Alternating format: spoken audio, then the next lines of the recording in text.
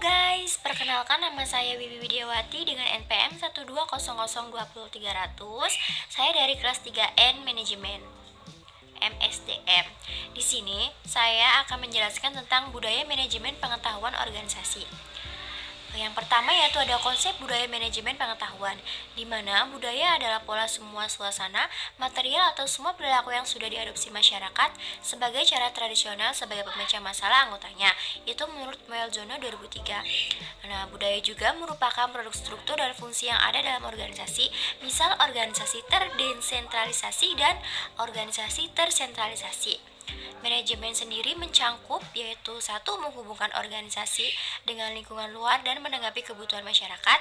Yang kedua, melaksanakan peran antar pribadi informasional dan memutuskan.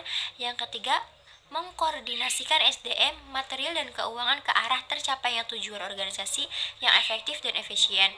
Yang keempat yaitu mengembangkan iklim organisasi di mana orang dapat mengejar sasaran perseorangan dan sasaran bersama. Di sini juga ada pengetahuan.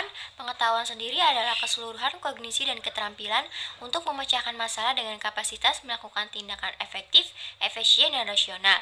Nah, budaya manajemen pengetahuan itu menghubungkan ketiga konsep budaya, yaitu manajemen dan pengetahuan secara konseptual. Budaya manajemen pengetahuan bertolak dari anggapan dasar.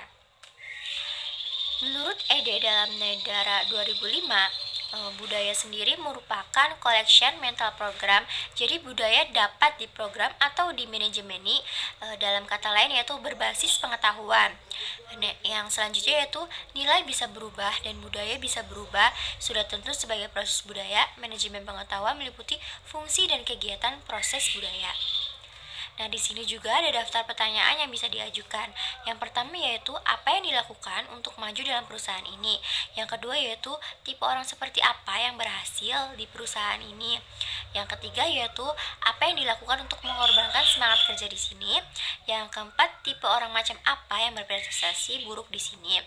Selanjutnya yaitu peristiwa apa yang paling penting dalam sejarah perusahaan ini. Yang keenam, apabila orang mengalami kesulitan di sini, tindakan khusus apa yang mereka ambil. Yang ketujuh yaitu apa kelemahan dan kekuatan utama perusahaan ini. Yang kedelapan, apa harapan Anda untuk masa yang akan datang. Dan yang terakhir yaitu mengapa orang meninggalkan perusahaan ini. Selanjutnya yaitu manajemen pengetahuan berpusat pada manusia. Di sini saya akan menjelaskan manusia sebagai individu mempunyai perilaku individu dalam organisasi membawa ke suatu tantangan, kemampuan, kepercayaan pribadi, harapan, kebutuhan, dan pengalaman masa lalunya.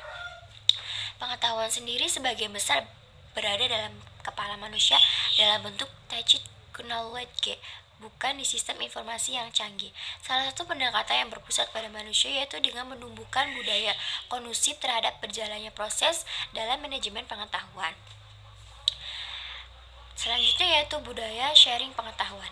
Jadi inti manajemen pengetahuan adalah knowledge sharing atau knowledge transfer, karena melalui knowledge sharing terjadi peningkatan nilai dari pengetahuan yang dimiliki perusahaan. Nah, seseorang yang melakukan knowledge sharing tidak akan kehabisan pengetahuan yang dimilikinya, tetapi justru melipat gandakan nilai dari pengetahuan bila sudah dimiliki dapat dimanfaatkan banyak orang.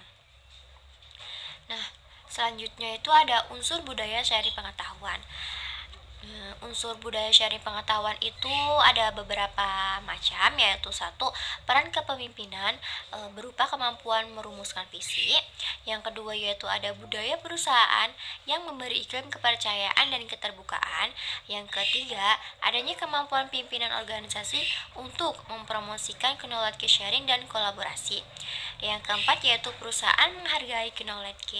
Yang kelima yaitu kemampuan organisasi dalam mengeksekusi proses transformasi dengan mulus dan efektif. Itu menurut Tobing 2003. Nah, di sini juga ada gambar kerangka knowledge, di mana yang pertama ada kontributor, yang selanjutnya ada media, yang ketiga ada fasilitas, dan yang keempat yaitu ada peserta. Oke, di sini saya akan menjelaskan satu persatu tentang kerangka tersebut.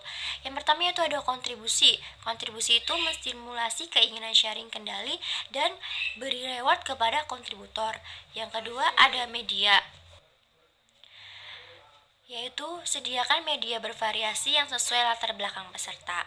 Yang ketiga yaitu ada fasilitas dan sharing campaign, merupakan bentuk sharing campaign, sediakan fasilitator bersertifikat dan memberi reward pada fasilitator. Yang ketiga yaitu ada peserta, yaitu memberi reward kepada peserta. Di sini juga ada peran dan fungsi budaya terhadap manajemen pengetahuan. Yang pertama yaitu ada leadership, yang kedua sense of direction, yang ketiga ada climate, yang keempat yaitu ada positive teamwork, yang kelima yaitu ada value add system, yang keenam enabling struktur, yang ketujuh appropriate competence, dan itu selanjutnya itu mencakup tentang development individual.